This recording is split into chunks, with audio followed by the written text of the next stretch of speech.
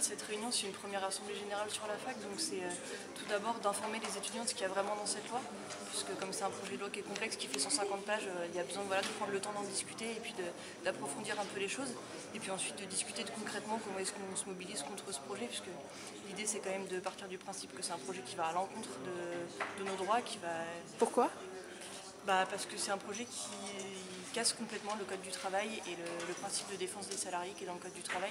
Voilà, l'objectif global, c'est de permettre plus de chantage à l'emploi, de faciliter l'augmentation des heures de travail par semaine, de faciliter la baisse de la rémunération des heures supplémentaires par exemple, pour prendre quelques exemples.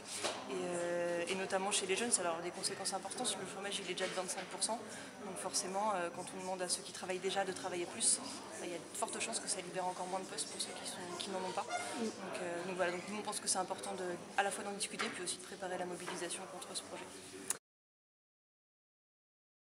Et en fait, nous on pense qu'aujourd'hui ce qu'on a besoin c'est d'un mouvement d'ampleur des jeunes et des salariés pour pouvoir faire face à ce gouvernement qui essaye sans cesse de revenir sur nos droits.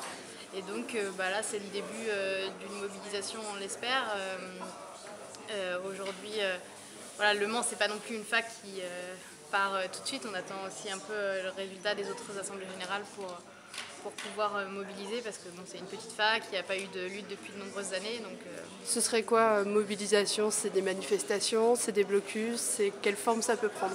ça sera à l'Assemblée générale de décider, mais effectivement, je pense qu'il y a un intérêt de descendre dans la rue pour montrer en fait le nombre qu'on est. Je pense qu'avec la pétition qu'il y a en ligne là, de l'OL Comrie Non Merci, qui a atteint, je crois maintenant, 1 million de signatures, on a gagné la bataille déjà de l'opinion.